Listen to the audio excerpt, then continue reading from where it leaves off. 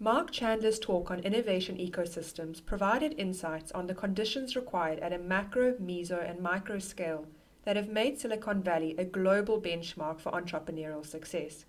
In this video, I contrast this to South Africa to establish 3 key areas to focus on to improve. The first learning is related to cultural conditions. Silicon Valley has developed a distinct culture where value created through innovation and entrepreneurship is celebrated.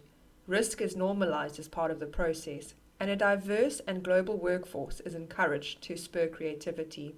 In contrast, entrepreneurship is less entwined in the cultural fabric in South Africa, with only 3.5% of the GDP delivered by small businesses in 2019. This is further inhibited by the negative perception of risk and fear of failure, and the lack of openness to immigrants and a global workforce. Without shifting the cultural perception of entrepreneurship to a more favorable position, youth will continue to be hesitant to choose it as a career, perpetuating the low levels of entrepreneurship in the country.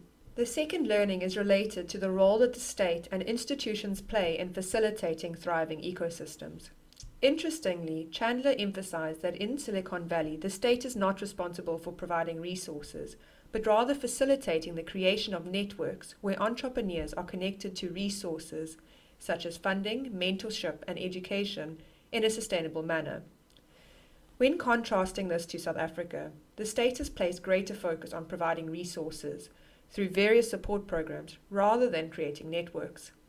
The programs have not yielded the expected returns, with less than 40% of their beneficiaries deeming them very effective. Investing in establishing networks, on the other hand, may take longer to realize a tangible benefit, but will yield greater and more sustainable returns in the future.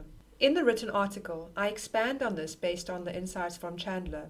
I posit that to enhance the effectiveness of entrepreneurial ecosystems in South Africa, government has an opportunity to shift focus from providing resources to providing networks, and the private sector has an opportunity to benefit from a symbiotic relationship with ecosystems, providing resources in exchange for access to innovation and talent. The final learning is related to social networks, which impact the individual. In Silicon Valley, few barriers to participating in innovation exist, and movement of information and people occurs freely, illustrating the presence of both formal and informal networks. While this is supported by favorable cultural values and institutions, it allows the entrepreneur to be the key actor in their success. When contrasting to South Africa, social networks are limited to family, friends, and members of the same demographic community. This is due to the history of segregation, which inhibits previously disadvantaged entrepreneurs to be the key actor in their success, apart from the lucky few. Thus, equal focus should be placed on facilitating the development of informal social networks, as well as developing formal networks. In summary, South Africa stands to benefit by implementing some of the key learnings from Silicon Valley related to the cultural, material, and social conditions required to create entrepreneurial ecosystems where there is both an abundance of resources and these resources flow freely between the participants, enabling their success.